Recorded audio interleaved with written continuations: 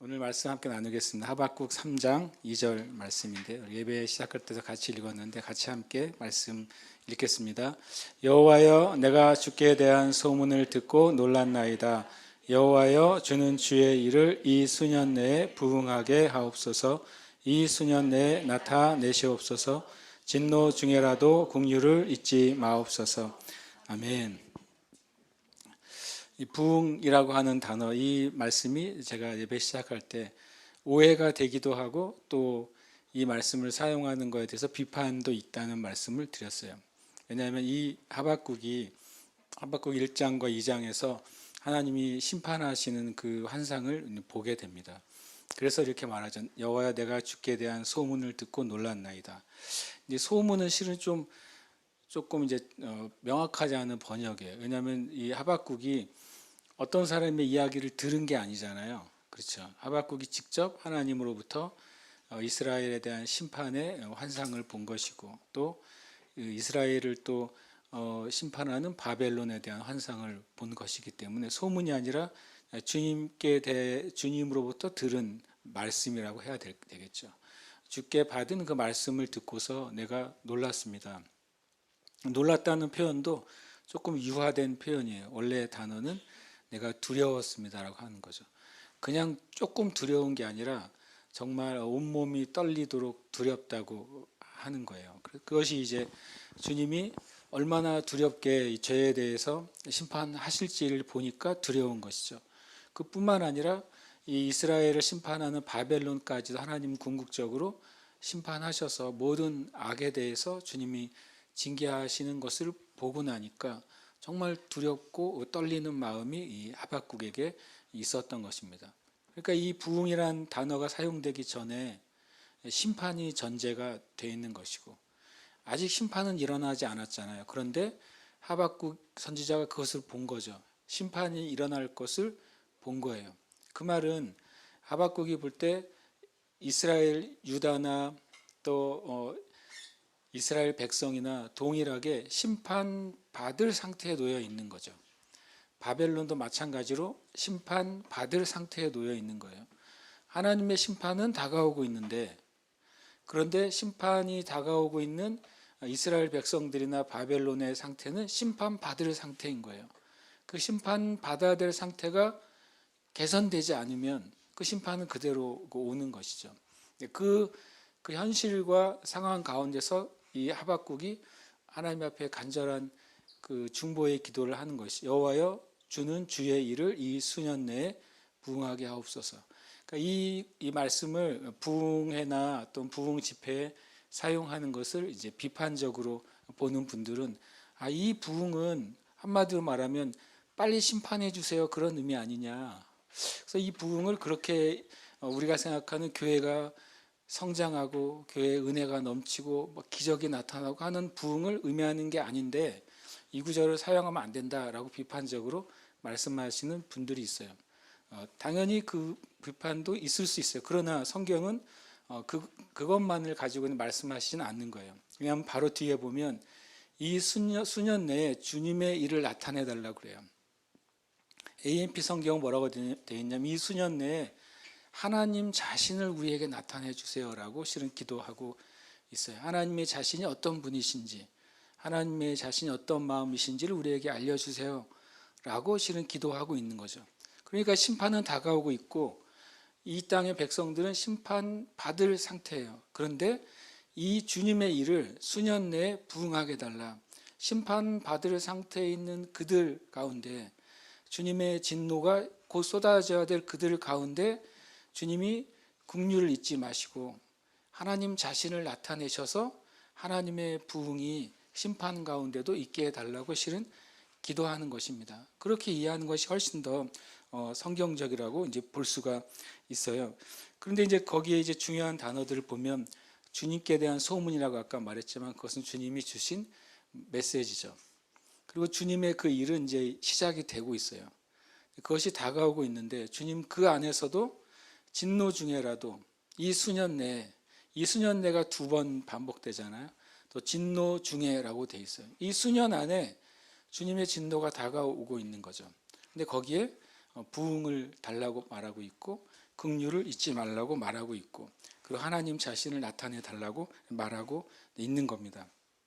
그래서 부흥이라는 단어가 무슨 뜻일까요? 우리가 부흥 그러면 이 하박국 3장 2절을 뭐 리브라고 돼 있기도 하고 라이브라고 돼 있기도 하고 어떤 때는 또 리바이벌이라고 돼 있기도 합니다. 그런데 원어의 의미는 하야라는 단어를 사용하고 있어요. 하야라는 단어가 뜻이 너무 많아서 어디 적을 수가 없어요. 너무 많아요. 그래서 제가 이제 찾아놨어요. 찾아서 봤더니 엄청 재밌는 뜻들이 이제 있습니다. 이거 해놓고서도 헷갈리네요. 네. 하야의 단어 뜻이 얼마나 많이 있냐면 첫 번째로는 살다라는 뜻을 가지고 있어요. 살다, 호흡하다. 그 다음에 생존하다. 그리고 안전하다. 그리고 건강하게 살다. 그 다음에 다시 살다, 소생하다, 부활하다. 그다음에 건강을 회복하다, 고침을 받다, 살게 하다, 살아나게 하다, 뭐 생명을 주다, 잘 되게 하다, 뭐 생명을 되찾다, 생기를 회복하다. 뜻이 쭉 제가 봤더니요, 이 그냥 사전상으로 뜻은 한 3, 40개가 나와요. 전부 다 뭐냐면 살고 살리고 회복하고 하는 모든 단어에 이 하야가 사용된 거죠. 그러니까 실은 부흥이란 말이 이 수년 내에 살게 해주세요. 살아나게 해주세요. 죽어가는 것이 살아나고 죽은 것이 회복되고 하는 것을 말씀하고 있어요. 그런데 이거하고 같은 의미를 가진 문장이 하나 더 있어요. 함께 읽겠습니다. 주께서 우리를 다시 살리사 주의 백성이 주를 기뻐하도록 하지 아니하시겠나이까. 여기서 이제 다시 살리사라는 단어가 나와요. 주의 백성 우리를 다시 살려주시면 우리가 주님을 기뻐하겠습니다. 주님을 예배하겠습니다. 라고 하는 의미가 되는 거죠. 여기서 다시 살리사라는 단어도 무엇을 사용한다고요? 하야를 사용하는 거예요. 오히려 다시 살리사라는 의미가 우리가 생각하는 부흥이라는 단어하고 이제 맞아 떨어져 있다고 이제 볼 수가 있습니다. 그래서 우리가 부흥, 그러면 이제 두 문장을 제가 합쳐봤어요. 그러니까 부흥하는 것, 다시 살아나는 것이 하야입니다. 그러니까 우리의 삶 가운데 부흥이 필요한가? 쉽게 말하면 다시 살아나는 것이 이제 필요한가 하는 것입니다. 그러니까 부흥을 말할 때 무엇이 전제가 되어 있어야 되냐면 내가 부흥이 필요한 존재인가? 이것이 깨달아져야 돼요. 그냥 나의 상태는 이제 접어두고 그냥 부흥을 주세요. 우리 교회의 상태는 접어두고 우리 교회 상태도 어때든 상관없이 그냥 주님이 뭔가 부흥을 주세요. 마치 그냥 폐허 위에 새 집을 짓는 거죠. 아니면 시궁창 위에 새 집을 그냥 얹어 놓는 거예요. 그렇게 생각하는 거죠, 부흥을. 마치 요즘 이제 집도 다 지어서 이제 갖다 놓는 시대가 됐다고 하잖아요. 3D 프린터로 집을 짓더라고요. 그래서 집 지은 것들을 그냥 땅 위에다가 기초 공사만 되면 그 위에 차곡차곡 쌓아가지고 몇 층 집도 짓더라고요.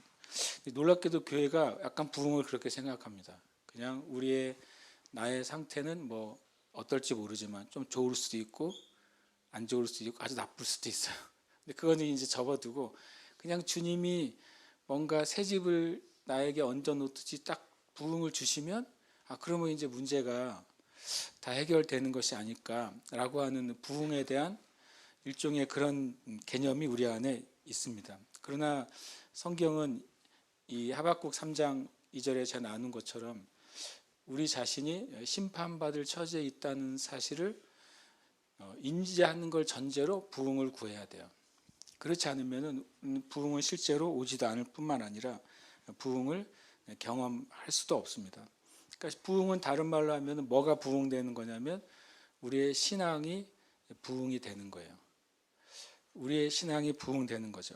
그리고 신앙의 부흥은 아주 극히 개인적인 경험입니다. 예를 들어서 우리가 24시간 예배를 하잖아요. 예배할 때 예배팀이 예배할 때 다 같이 막 찬양하고 다 같이 큰 소리로 예배하고 그거는 정말 좋은 일이죠. 그 공간 안에 있다고 해서 다 신앙의 부흥을 경험하는 것은 아니에요. 신앙의 부흥은 아주 개인적인 경험이고, 그리고 이런 신앙의 부흥이 개인적인 경험을 전제로 할 때 교회가 부흥을 경험하게 됩니다. 실은 교회의 부흥도 이제 신앙적인 경험을 공유하는 거예요. 우리의 심령 안에 어떤 일이 일어날 때 그것이 이제 확장이 됐을 때 교회 안에 부흥이 경험되죠. 어느 지역 사회가 이제 바뀌고 부흥한다는 것도 마찬가지로 교회의 부흥이 전제될 때만 그 지역 사회의 부흥을 경험하게 됩니다. 실은 우리가 주중에 하는 분양 기도회나 또 이런 중보 기도할 때마다 이 땅의 부흥을 위해서 기도하거든요. 표현은 다 다르지만 어쨌든 부흥을 위해 기도하는 거예요. 그런데 어떤 경우에도 이 제주도 이 땅의 부흥은 이 땅 안에 있는 교회의 부흥 없이는 일어나지 않습니다. 그런 일은 일어날 수가 없어요. 부흥의 이제 원칙에 의하면 그것은 일어날 수가 없는 거죠. 그리고 교회의 부흥도 저를 비롯한 저와 여러분의 개인의 부흥의 경험, 신앙의 부흥의 경험 없이는 절대로 우리 교회의 부흥은 일어날 수가 없습니다. 오늘 말씀에 보면 이제 하박국의 심정을 제가 이번에 이제 오늘 내일 이제 말씀을 나누는 거는 오래전에 한번 나눴었는데 그 찰스 피니 목사님의 진정한 부흥이라는 책이 있어요. 근데 그 책이 이제 지금 출판이 안 돼요. 절판이 되기 전에 제가 어떻게 운 좋게 감사하게 하나를 구입을 했는데 아주 옛날 문고판 책이에요. 우리가 아는 것처럼 이 미국의 제2차 대각성 부흥운동을 주역이라고 하는 분이 이제 미국의 찰스 피니 목사님인데 그분이 이제 쓴 책 중에 이 책이 참 귀하더라고요. 진정한 부흥. 원래 영어의 제목이 뭐냐면 Revival of Religion이라고 돼 있더라고요. 종교의 부흥이라고 돼 있어요. 그러니까 많은 교회가 많은 신앙이 바로 종교라는 거죠. 그러니까 종교가 살아나야 된다는 거예요. 종교가 회복이 돼야 된다. 진짜 믿음으로 진짜 신앙으로 회복돼야 그래야 그것이 하나님이 원하시는 것이라는 내용이에요. 거기에 이 아까 여호와여 주는 주의를 이수년 내에 부응하게 하옵소서 진노 중에라도 긍휼을 베풀어 달라고 하는 말을 이런 식으로 표현했어요. 하박국의 심정은 이런 것일 것이다. 하나님의 심판이 우리들 가운데 신앙의 부흥의 수단이 되게 해 주시옵소서. 심판이 오늘 올 때 그것이 오히려 우리에게 부흥의 수단이 되게 해달라고 심판 중에서도 자비를 잊지 마십시오라고 이제 기도했다고 써 있습니다. 실은 모든 사람이 특히 이제 아주 단순하게 얘기하면 교회의 부흥을 표면적으로 많이 원하는 것 같은 사람은 첫째로 목회자들이죠. 목회자들은 표면적으로 엄청 교회가 부흥하기를 원한다고 말을 합니다. 그리고 교회 부흥을 위해서 기도하자고 제일 많이 말하는 사람이 있다면 목회자들일 거예요. 그렇죠? 이게 참 우스운 표현이지만 그 목회자들의 목회 좋은 의미에서 성공 여부는 교회 부흥에 있어요. 그렇죠? 만약에 어떤 목회자가 10년, 20년, 30년 목회를 했는데 그 목회하는 그 지역이나 교회 가운데 아무런 성장이나 어떤 변화도 없다면 표면적으로는 그 목회가 성공했다고 말하기는 어렵다는 거죠. 마치 어떤 이제 사업을 일으키거나 비즈니스를 일으킨 사람이 그 사람은 당연히 자기 입으로 나는 이 사업이나 비즈니스가 잘 되기를 바란다고 말할 거 아니에요. 이게 안 되기를 바래요라고 말하는 사람은 그 일을 안 하는 게 낫죠. 그렇죠? 그 시작했는데 안 되기를 바래요라고 말할 수 없잖아요. 비슷하게 실은 목회자도 뭔가 목회를 시작한다면 실은 당연히 그렇게 말하는 게 정상적이에요. 저는 이 목회가 잘 되기를 바랍니다. 그리고 목회에 부흥이 있길 바라고 성장하길 바랍니다. 이거는 뭐 어떤 면에서나 지극히 당연한 고백인데 그러나 정작 이 부흥을 깊이 묵상하거나 부흥에 대해서 깊이 기도하는 목회자는 생각보다 많지 않습니다. 저 역시도 마찬가지인 것 같아요. 제가 찰스 피니 목사님의 책을 다시 이제 지난주에 찾았어요. 이번 주에 찾았어요. 찾아서 다시 펼쳐 읽으면서 옛날에 제가 줄을 쳐놓거나 메모한 걸 다시 보면서 제가 해야 될 게 있더라고요. 일단 회개를 좀 해야 될 것 같아요. 진짜 내가 성경에서 하나님이 말씀하시는 부흥을 내가 정말 원하는 목회자인가라고 하는 거예요. 왜냐하면 부흥은 심판을 전제로 하기 때문에 그렇습니다. 사람들은 부흥을 원하는데 실제로 목회자들은 부흥을 엄청 갈망하는데 심판을 원하지는 않기 때문에 그렇습니다. 그러니까 그 심판 중에 자비가 있기를 원하잖아요. 하박국이요. 그럼 우리의 삶 가운데 적용한다면 우리 안에 심판이 일어나야 부흥이 일어나는 거예요. 우리 안에서 무슨 심판이 일어나야 되겠습니까? 우리 안에 있는 죄가 심판받는 일이 일어나야 돼요. 우리 안에 죄가 심판받는 일이 일어나지 않고서는 우리 안에 하나님의 자비인 부흥이 일어날 수가 없는 거죠. 절대로 그런 일은 있을 수 없어요. 성령님은 거룩하신 영이기 때문에 거룩한 성령님이 누군가의 심령에 부흥을 주시려면 그 안에 있는 더러운 것 위에 부흥을 내실 리가 없기 때문에 그렇습니다. 그래서 항상 부흥은 심판을 전제로 하는데 그 심판이 우리 개인적인 신앙의 경험으로는 죄에 대한 깨달음이에요. 죄에 대한 깨달음과 그 죄로부터 죄가 내 안에 심판받는 회개가 없이는 우리에게 부흥은 실은 일어날 수가 없는 사건입니다. 근데 우리가 부흥을 얘기하면 좋은 걸 생각합니다. 좋은 일이요. 좋은 일이죠. 부흥은 좋은 일이죠. 우리의 삶 가운데 어떤 특별한 하나님의 일이 일어나는 거죠. 또 교회 가운데 어떤 특별한 하나님이 일어나는 것을 늘 생각합니다. 그것은 맞는데 부흥은 분명히 심판과 회개를 전제로 합니다. 그런 의미에서 찰스 피니 목사님 이런 표현을 썼어요. 신앙의 부흥은 항상 타락을 전제로 한다. 진짜 부흥을 원하는 사람은 내가 타락되어 있다는 사실을 인정해야 된다는 거예요. 내가 정말 타락하고 있다. 실은 우리가 예수 믿는 사람들은 우리는 이 믿음을 고백하잖아요. 나는 예수 그리스도로 말미암아 내 죄가 사해졌습니다. 이것은 진리이고 사실이에요. 그러면 부흥을 경험하려면 다시 내가 예수 믿기 전에 나는 타락한 죄인이에요 라고 하는 고백을 해야 되느냐, 그런 의미는 아니에요. 그러나 경험적으로 우리의 영의 경험적으로 구원받고 내 죄가 사해진 그리스도인이라 할지라도 그 안에 부흥이 시작되려면 어떤 영적인 감정의 상태를 경험하게 되냐면 마치 내가 죄 지은 죄인으로 구원받을 수 없는 그런 상태에 있는 죄인인 것처럼 느끼게 되는 거예요. 믿음이 부정되는 게 아니라, 구원의 확신이 부정되는 것이 아니라 내 육신 안에 남아있는 죄에 대해서 내가 그런 태도를 가질 때까지 된다는 것입니다. 그 내 안에 심판이 일어날 때 내 안에 부흥이라는 것이 일어나게 됩니다. 제가 이 말이 참 이제 옛날 문고판 책이니까 표현이 되게 부드럽지가 않아요.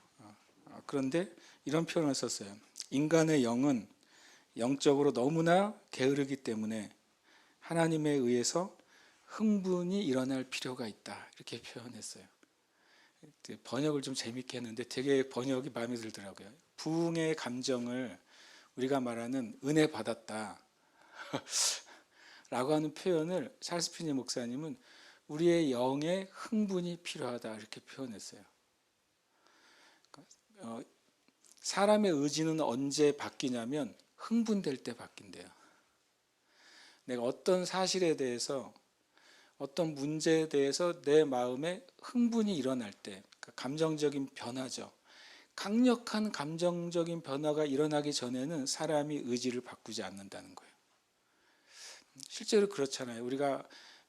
내가 앉아 있는데 저걸 하고 싶은데 하려고 하는 생각은 있을 수 있잖아요. 저게 하는 게 좋다는 생각이 있을 수 있잖아요. 그런데 어떤 요인에 의해서 저걸 하지 않으면 안 될 것 같은 아주 흥분된 상태가 되면 사람은 움직인다는 거예요. 그전에는 안 움직여요. 부흥도 마찬가지라고 하는 거죠. 우리의 영이 가만히 내버려 두면 그냥 매주일 한 번 교회에 오거나 또는 어떤 일주일에 두세 번 교회에 오거나 또 교회 행사에 참여하거나 그런 일을 1년, 2년, 3년 반복하다 보면 은혜가 있겠지. 그 일을 계속 반복하다 보면 나도 성령 충만하게 되겠지. 이런 식의 방법으로는 개인이나 교회의 부흥은 절대로 오지 않는다는 거예요. 우리의 영이 어떤 하나님에 의한 촉발된 어떤 원인 때문에 엄청나게 흥분된 상태가 됐을 때 우리는 우리의 의지를 바꾸게 될 것이라고 이제 말합니다. 그러니까 흥분된 감정 상태가 부흥은 아니에요. 그러나 우리의 신앙의 변화는 그것으로부터 시작이 됩니다. 예를 들어 좀 좋은 표현으로는 각성이죠. 그걸요. 내 영혼에 각성이 일어날 때 그때 신앙의 변화가 시작이 되는 것입니다. 그리고 그 각성이 일어나면 우리가 무슨 일을 시작하게 되냐면 내가 하나님께 순종하지 못하게 하는 요소들을 하나하나 제거하기 시작해요. 각성되기 전에는 제거가 안 돼요. 각성되기 전에는 우리가 그 일을 할 수가 없습니다. 제가 중학교 2학년 때 수련회에 갔는데 어떤 목사님이 여러분의 눈과 귀로 들어오는 것이 죄를 만들어낸다는 이제 메시지를 들었어요. 그리고 그분이 여러 메시지를 들어서 제가 그때 각성이 됐어요. 엄청 이제 흥분된 상태가 된 거죠. 아, 내가 이대로 이렇게 살면 정말 죄 가운데 살겠구나라고 하는 이제 흥분이 됐고 각성이 됐어요. 그리고 그분이 이제 수련회 마지막 날 집에 가자마자 여러분의 책꽂이를 봐서 책꽂이에 하나님이 기뻐하지 않는 책이 있다면 빨리 갖다 버려라. 집에 가자마자 옛날에 이제 테이프 있었잖아요. 이렇게 음악 테이프. 그 테이프들 중에 하나님이 기뻐하지 않는 음악이 있으면 갖다 버려라. 이렇게 도전을 하시고 그렇게 할 사람 일어나라고 그랬어요. 저는 또 흥분된 상태였기 때문에 각성이 된 상태였기 때문에 일어났단 말이에요. 일어나고 이제 가서 이제 제가 헌신을 하고 집에 와서 계속 저는 흥분된 상태였고 각성이 된 상태였어요. 그래서 집에 있는 그 책들을 이제 모았어요. 그리고 이제 정말 내가 소중하게 모았던 그 카세트 테이프들, 요즘으로 말하는 7080 그 카세트 테이프들을 모아가지고 싹 버렸어요. 버리고 나서 이제 흥분된 상태가 좀 줄어들었어요. 좀 시간이 지나니까. 찰스 스피리 목사님이 그래요. 이 부흥은 한 번 경험하고 끝나면은 사라진대요. 그래서 예를 들어주는 게 구약의 성도들을 봐라. 구약의 성도들 하나님의 은혜가 있을 때에는 그래서 하나님을 예배하는데 그 부흥의 상태가 지속되지 않으면 금방 타락한 것이 구약의 역사다. 그래서 부흥은 계속해서 반복해서 부흥의 은혜가 이어지도록 해야 된다는 거예요. 제가 그때 소위 말하는 이제 그때 흥분된 상태로 각성이 돼서 와서 싹 버리고 이제 그 수련의 그 영빨이 사라졌을 때 제 책꽂이와 그걸 보고 엄청 적지 않게 놀라게 됐죠. 왜냐하면 책꽂이의 절반이 사라졌거든요. 제가 샀던 책의 절반이 사라졌어요. 그리고 제가 모았던 테이프는 절반이 아니라 90%가 사라졌어요. 그 뒤로 제가 그 상태를 그대로 유지했느냐, 정직하게 말하면 다시 또 책꽂이 하나씩 책이 꽂혀지기 시작하고 다시 새로운 테이프가 꽂혀지기 시작했단 말이에요. 다시 말하지만 우리 안에 거룩한 의미에서 각성이 필요해요. 진짜 각성이 없이는 저와 여러분의 의지는 발동이 되지 않습니다. 그리고 그것은 다시 말하면 우리가 얼마나 타락되어 있는지를 전제로 하고 있는 것입니다. 그래서 교회의 어떤 정기적인 메시지나 또는 집회나 그런 것이 실은 그런 영적인 부흥의 상태를 계속해서 유지시키는 것을 위해 필요하다는 걸 다시 한번 제가 깨달았어요. 감사하게도 우리 교회에는 이제 24시간 예배라는 것이 그냥 자연스럽게 그냥 있구나라는 것이 되어 버렸잖아요. 그게 얼마나 좋은 우리가 주님께서 우리에게 주시는 영적인 부흥의 각성을 계속 유지시킬 수 있는 좋은 기회라는 걸 제가 다시 한번 깨달았어요. 그래서 우리가 이 기회를 그냥 지나가도록 하면 안 되겠다라고 하는 것 다시 한번 깨닫습니다. 그래서 제가 오늘 이제 첫 시간인데 몇 시까지예요? 20분, 40분. 시간이 20분, 40분에 기억했습니다. 오늘 딱 두 가지 먼저 간단하게 얘기하고 좀 기도를 하려고 합니다. 첫 번째로는 신앙의 부흥, 그러니까 쉽게 하면 영적인 부흥이 아닌 게 무엇인지를 우리가 좀 체크해 봐야 되겠다. 우리가 그게 부흥 아니야? 아니면 부흥일 수도 있지 않아? 라고 생각했던 어떤 개념이 실제로는 부흥이 아니다. 신앙의 부흥이 아닌 것들은 무엇인가? 교회 안에. 두 번째로는 반대로 무엇이 그러면 신앙의 부흥인가? 성경에서 말씀하시고 있고 우리가 구해야 될 부흥이라는 게 무엇이냐? 여기 말하는 부흥은 다시 살아나는 거예요. 부흥은 그것이 먼저 우리의 심령이 다시 살아나는 것이죠. 이 부흥은 어떻게 보면은 그리스도인들에게 필요한 단어인 거예요. 예수 믿지 않는 사람에게는 부흥이라는 단어가 필요 없어요. 왜냐하면 살아나 본 적이 없는데 어떻게 다시 살아나요? 그렇잖아요. 생명을 얻은 적이 없는데 어떻게 다시 살아나요? 예수 믿지 않는 사람에게 필요한 건 뭐예요? 회심이에요. 예수 믿게 되는 것, 회심하는 것이 바로 예수 믿지 않는 사람들에게 필요한 것이고, 예수 믿고 있는 그리스도인과 교회에 필요한 것이 바로 이제 부흥인 것이죠. 첫 번째 신앙의 부흥이 아닌데 우리가 신앙의 부흥이라고 여겼던 것이 하나 있는데요. 첫 번째로 부흥을 어떤 기적이라고 생각하는 경우가 있어요. 부흥은 기적이 아닙니다. 어떤 기적적인 사건을 통해 부흥이 촉발되기도 하고 부흥의 결과로 기적이 나타날 수는 있어요. 그런데 기적 자체, 어떤 자연적인 법칙이 무시되는 초자연적인 현상 자체가 기적은 아니에요. 그래서 때로는 우리가 부흥을 쫓아간다고 하지만 때로는 기적을 쫓아갈 때가 있어요. 분명히 부흥 안에 기적의 요소가 있고 하나님이 그것을 사용하세요. 그러나 기적 자체가 부흥은 아니다. 심지어는 부흥은 오히려 우리 안에 모든 우리의 지정의가 정상적으로 작동되는 것 안에서 일어나야 돼요. 만약에 부흥이 초자연적인 현상과 기적이라면 우리가 부흥 안에서 살아가려면 정상적으로 살 수가 없는 거죠.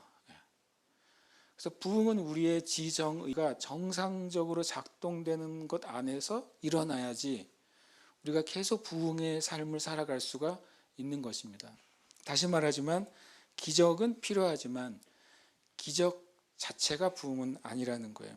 그래서 오히려 모든 일상의 법칙이 작동한 것 안에 일어나는 것입니다. 두 번째로는 또 하나 이제 부흥은 다른 의미에서 자연적인 힘을 초월하는 어떤 힘이 나타나는 것이 부흥이 아니에요. 이것은 무슨 의미냐면요. 어떤 사람이 부흥되면 힘이 세진다거나 그런 게 아니라는 거예요. 어떤 사람이 심령의 부흥이 일어나면 갑자기 머리가 좋아진다거나 그런 것을 부흥으로 의미하지 않습니다. 가끔 예수 믿고 또 똑똑해진 사람들의 이야기를 듣잖아요. 또 믿음으로 다니엘과 세 친구처럼 다른 사람보다 10배의 지혜가 얻어지는 것도 성경에서 나타나잖아요. 그런 이제 초자연적인 초월적인 힘이 부어지거나 나타나는 것도 부흥을 의미하는 것이 아닙니다. 오히려 이런 표현을 썼어요. 부흥은 이미 우리에게 주어진 우리의 삶을 바르게 사용하는 것이 부흥이라는 것이죠. 전부터 우리가 가지고 있던 어떤 힘을 바르게 사용하는 것이고 하나님을 위해서 사용하는 것이 부흥이에요.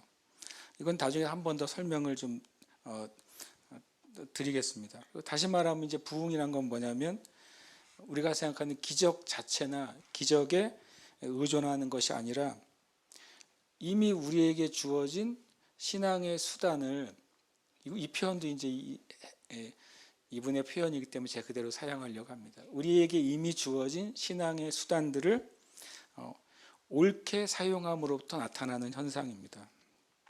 예를 들어서 이런 거죠. 이미 우리에게 주어진 게 뭐냐면 예배라는 게 있잖아요. 이미 우리에게 주어진 게 있다면 기도라는 게 있잖아요. 이미 우리에게 주어진 게 있다면 이제 말씀이라는 게 있잖아요. 이런 요소들을 하나님의 뜻에 맞게 사용할 때 나타나는 게 부흥이라는 거예요. 그러니까 이전에 없던 어떤 것이 우리에게 들어와서 그거를 뭔가를 새롭게 해야지 부흥이 일어나는 게 아니라고 이제 말씀하고 있습니다. 하나님이 부흥을 주시기 위해서 사용하시는 모든 수단은 그 자체 안에 이미 부흥의 요소가 있어요. 이미 여러분과 제가 있는 기도라는 신앙의 수단 안에는 우리를 부흥케 하는 기능 자체가 거기에 숨겨져 있어요. 근데 그것을 교회가 바르게 사용하느냐 하는 거예요. 우리 자신이 부흥되고 이 교회가 부흥되고 지역사회가 부흥되는데 기도라는 이미 우리가 가지고 있는 수단을 바른 방향으로 사용하느냐, 그리고 기도라는 수단을 오직 하나님을 위해서 사용하느냐, 그거에 따라서 부흥이 일어나고 일어나지 않는 일이 일어난다고 말씀하고 있는 것입니다. 그래서 마치 이제 땅에 씨앗을 심을 수는 있잖아요, 우리가. 그것이 이제 우리 모든 이제 부흥이 일어나게 하는 수단들이라고 생각을 하는 거죠. 성경에 보면 땅에 씨앗을 심으면 자동으로 이제 열매를 맺는 게 아니라 자연적인 실은 어떻게 보면 이제 혜택이 들어가야 되잖아요. 비가 와야 되고 해가 비춰줘야 되고 시간이 지나야 되잖아요. 그러니까 우리가 하나님 앞에 하나님이 우리에게 이미 주신 교회에게 주신 영적인 수단들을 바로 심을 때 거기에 하나님의 은혜가 임한다는 거예요. 그럴 때 이제 부흥을 우리가 볼 수 있다는 거죠. 이제 찰스 피니 목사님이 지적하는 교회가 한 가지 빠져 있는 문제를 이렇게 표현합니다. 이런 이해가 왜 중요하냐? 우리가 하나님이 우리에게 주신 신앙의 수단들을 바른 방법으로 하나님을 위해서 심는 일을 해야 하나님의 은총이 임하고 거기에 부흥이 일어난다는 개념이 왜 필요하냐면, 많은 신앙인들이 부흥이란 것은 하나님이 주시는 것이기 때문에 우리는 그저 기다리면 된다. 주님의 때가 되면 부어지는 거기 때문에 우리는 그저 기다리면 언젠가 주님의 때에 부흥을 주실 것이다 라고 하는 생각들이 많이 있다고 찰스 피니 목사님은 얘기합니다.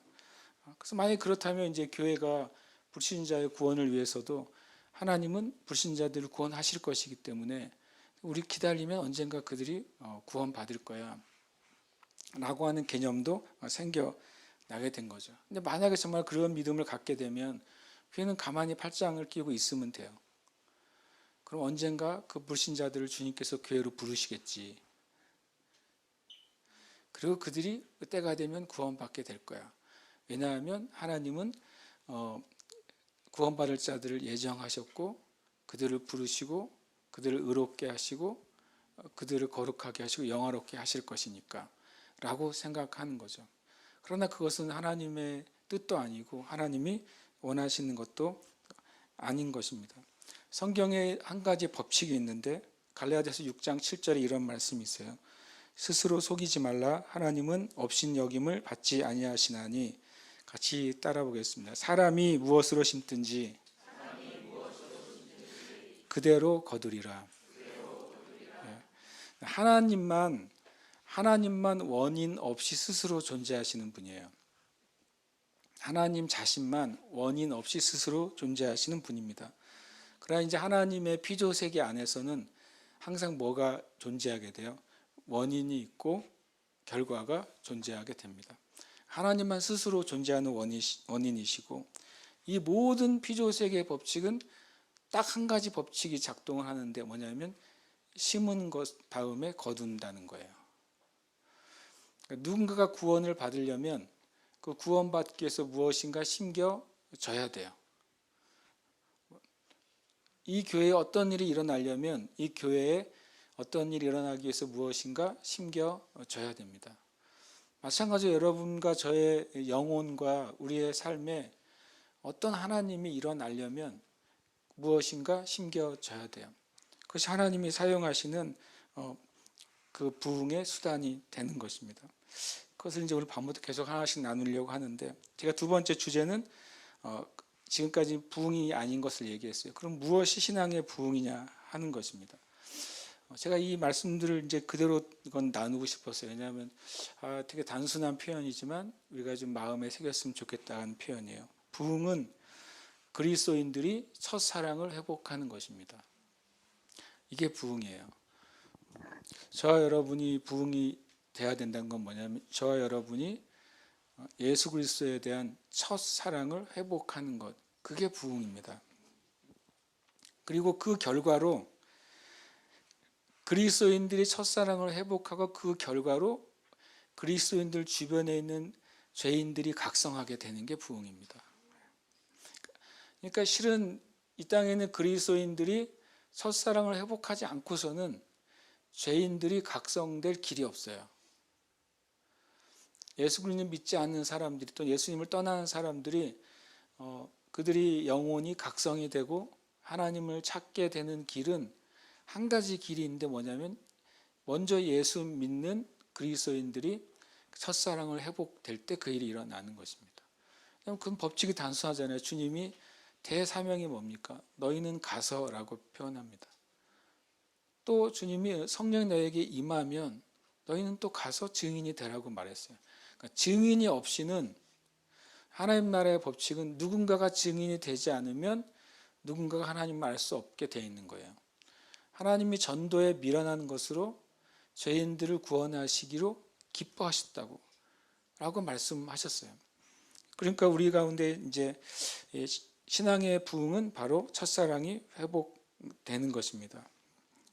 이것이 한 그리스도인이 진짜 첫사랑을 회복할 때, 그 부흥이 일어날 때 주변에 있는 사람들이 영적으로 각성되고 구원받을 길이 열리고, 그리고 그 각성된 교회를 통해서 그 지역 사회가 구원받고 부흥하는 길이 열리는 것입니다. 그러니까 부흥은 교회가 또 뭘 인정해야 되냐면, 교회가 영적으로 퇴보된 상태에 있다는 것을 전제로 해서 교회가 각성되고 죄인들이 회심되는 것을 의미합니다.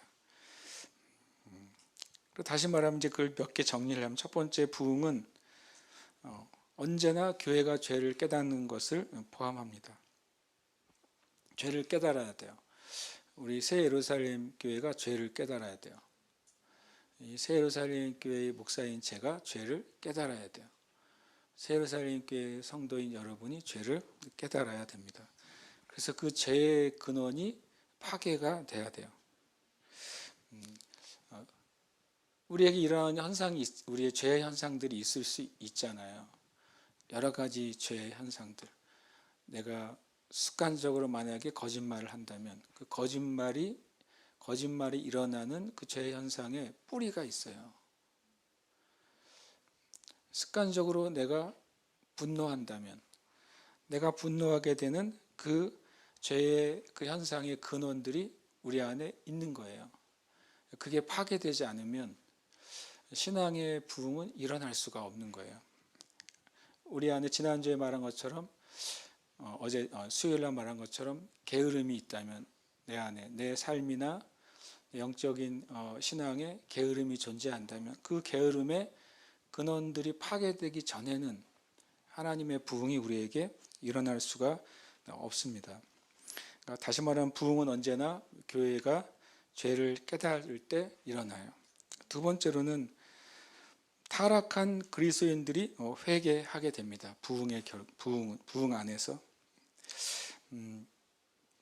부흥은 하나님을 새롭게 순종하기 시작하는 것입니다. 여러분과 제가 주님께 순종하고 있죠. 그런데 우리 안에 이제 부흥이 시작될 때 하나님의 말씀에 새롭게 순종하는 일들이 일어날 겁니다. 전에는 그 일을 내가 하지 않아도 나에게 신앙생활하는데 전혀 지장이 없었어요. 근데 이제는 내가 그 일에 순종하지 않으면 내가 힘들어지는 거예요. 내 영혼이. 내가 주님의 이 일에 내가 순종하지 않으면 내가 괴롭다 하는 상태에 이르게 돼요. 그것이 바로 이제 새로운 순종이 시작되게 되는 모습입니다.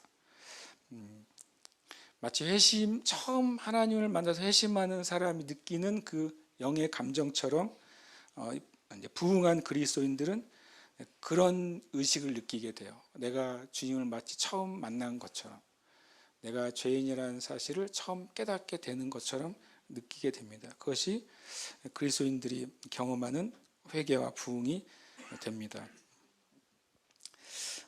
그러면 이제 그리스도인들이 믿음을 되찾게 되는데, 거꾸로 그러면 그리스도인들이 퇴보한 상태에 있다는 사실을 어떻게 점검할 수 있는가? 우리 새 예루살렘 교회가 영적으로 퇴보한 부분이 어떤 것이 있는지를 어떻게 점검할 수 있을까?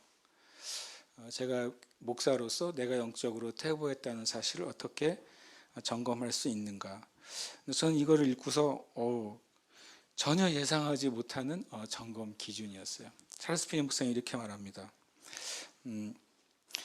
그리스도인들이 또 교회가 퇴보한 상태에 있다는 증거는 첫 번째로,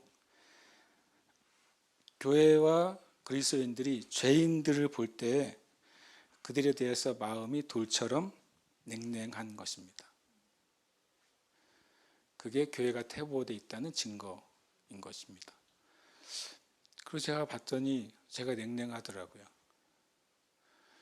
수많은 예수 믿지 않는 사람들을 내가 보고 다니는데,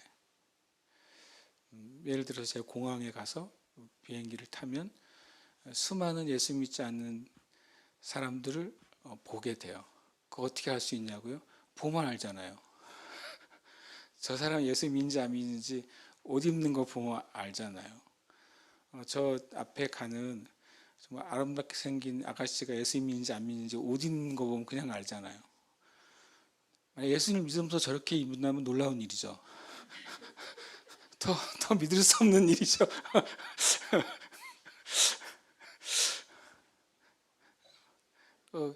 분명히 내가 보기에는 결혼하지 않는 커플인 것 같아요. 내가 보기엔 어떨 땐 결혼할 수 없는 나이의 커플도 있어요. 가끔 연배가 너무 낮아가지고 너무 나이가 낮아서 내가 그거 막 슬플 정도로, 도대체 저 친구들 나이가 몇 살일까라고 여기는 커플들이 있어요. 근데 그 커플들의 행동은 이제 막 신혼 부부처럼 행동해요. 그거를 저는 비행기 탈 때마다 보거든요. 엄청나게 많이 봐요. 그것도요. 그럴 때 제 마음을 제가 정직하게 이 책을 다시 펼쳐보면서 다시 봤죠. 나는 구원받지 못한 저인들에 대해서 냉랭하구나. 가끔은 내가 주님하고 탄식할 때는 있어요. 그렇지만 여전히 저는 냉랭한 거예요. 그리고 둘째로 하스피니 목사님이 이 그리스도인의 퇴보한 상태는 뭐냐면, 성경의 진리들이 꿈처럼 몽롱하게 느껴진대요. 꿈결 같대요. 그러니까 여러분이 천국 그럼 어때요? 생생하세요? 꿈결 같으세요? 그냥 죽으면 가겠지 이렇게 생각하세요? 찰스피니 목사님은 그것이 교회가 퇴보한 상태의 모습이래요. 왜냐하면 진리는 시간이 지날수록 더 살아있는 것이라고 말해요. 여러분이 구원받은, 내가 죄사함 받은 의인이라는 사실이 쌩쌩하세요? 꿈결처럼 몽롱하세요? 내가 죄사함 받고 내가 의인이 됐어요. 죄사함 받고 의인 됐어요. 이 말을 들을 때 그게 생생하세요? 아니면 꿈결처럼 몽롱한가? 말씀의 진리들이 꿈결처럼 몽롱하게 느껴질 때 그것은 교회가 퇴보된 상태에 있다는 증거입니다.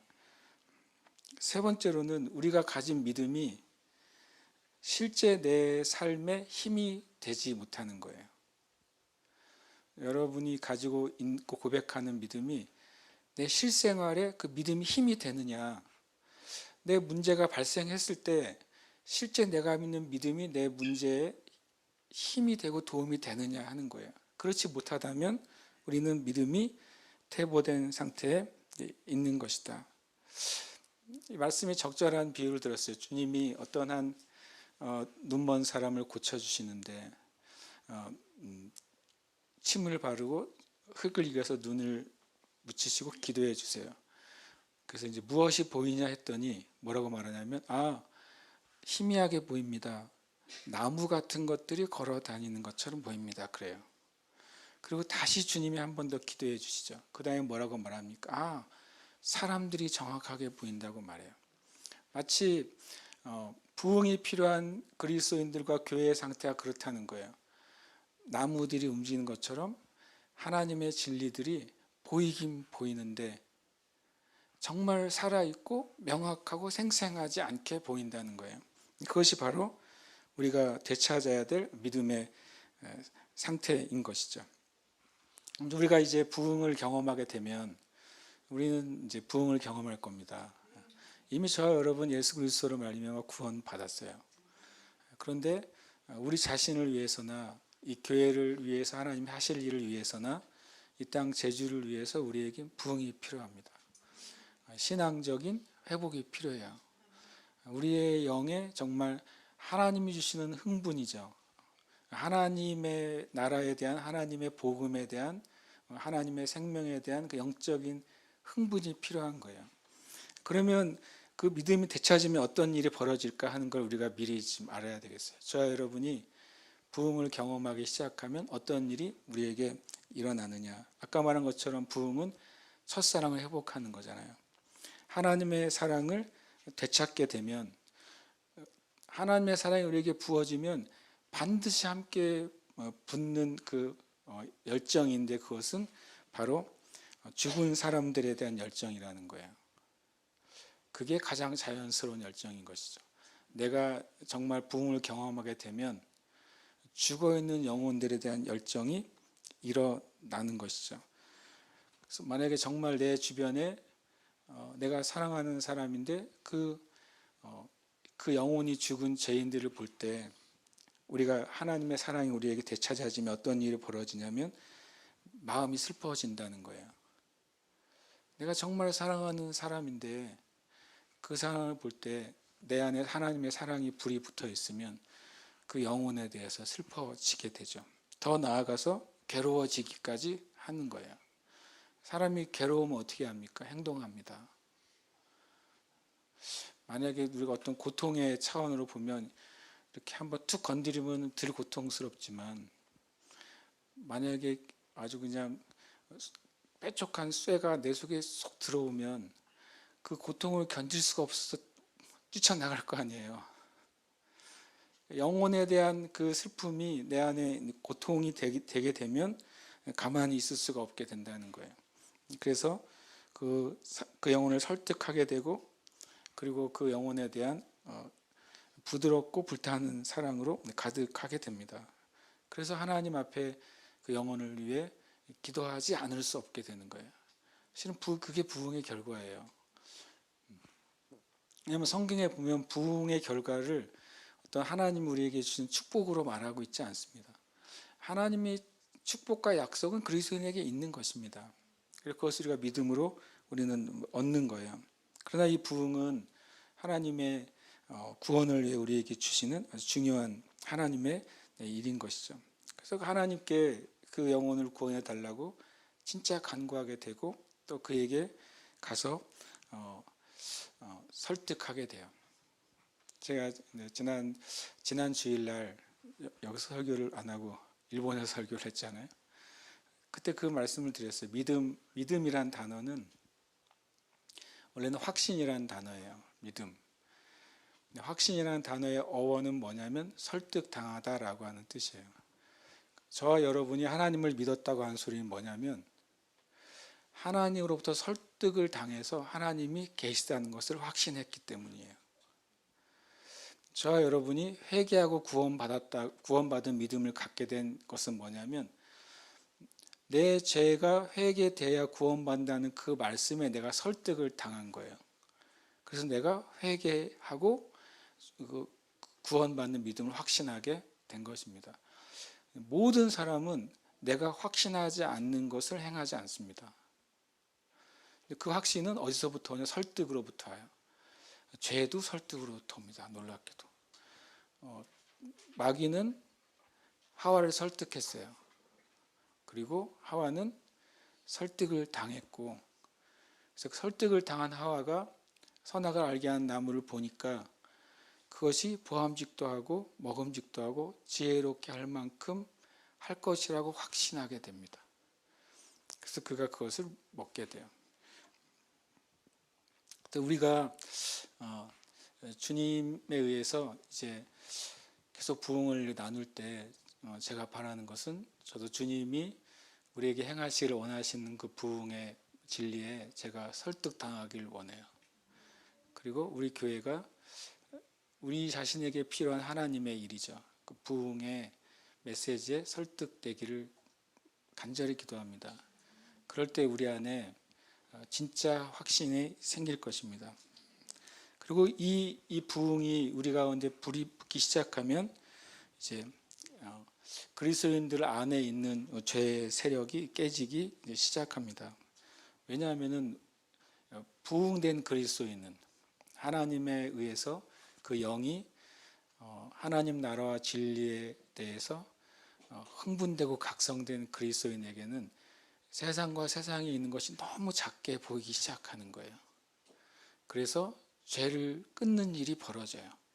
하나님과 하나님께 속한 것이 너무 크고 세상과 세상에 속한 것이 너무 작게 여겨지기 때문에, 그래서 세상에 대한 매력이 점차 사라지고 죄의 권능이 끊어지게 되는 것입니다. 그런 사람을 누군가가 만나게 되면 어떻게 되겠어요? 하나님의 그 일이 그 안에 있고 그가 하나님 나라와 진리에 대해서 흥분돼 있어요. 그리고 각성돼 있어요. 그리고 그가 하나님에 대해서 너무 큰 소망을 가지고 있기 때문에 세상과 세상에 대해서 참 무가치하게 여겨요. 그리고 그의 삶 가운데 죄의 권능이 자꾸 끊어지는 그거를 누군가가 보게 되면, 예수 믿지 않는 죄인이 바로 옆에 있는 사람에게서 그런 일이 일어나는 것을 보게 되면 어떻게 되겠어요? 그 사람을 통해서 자기를 보게 되는 것입니다.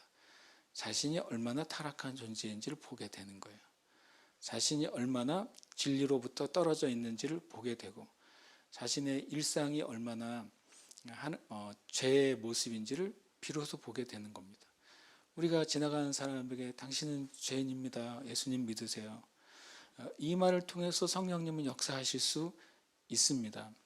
그러나 진짜 성령님이 원하시고 하나님이 우리에게 주신 방법은 부흥된 그리스도인들이에요. 진리로 각성된 그리스도인들이야말로 성령께서 사람들의 영혼을 구원하시는 최고의 수단이 되는 것입니다. 우리 함께 이 시간 기도하겠습니다. 우리가 기도하고 다음 팀이 나올 때까지 우리가 기도할 때, 하나님 우리에게 부흥을 주시옵소서라고 기도하길 원합니다. 저도 부흥이 필요합니다. 사실 제가 그 진정한 부흥 책을 읽으면서 제가 다시 주님께, 주님 제가 그렇군요. 제가 나는 우리 교회 우리 NJC 성도들이 너무 훌륭하니까, 또 너무 좋으니까, 그리고 또 주님 우리에게 좋은 일들을 행하고 계시니까 주님 이대로 계속하면 주님이 좋은 일을 하시겠죠 라고 생각하고 있었다는 거예요, 제가.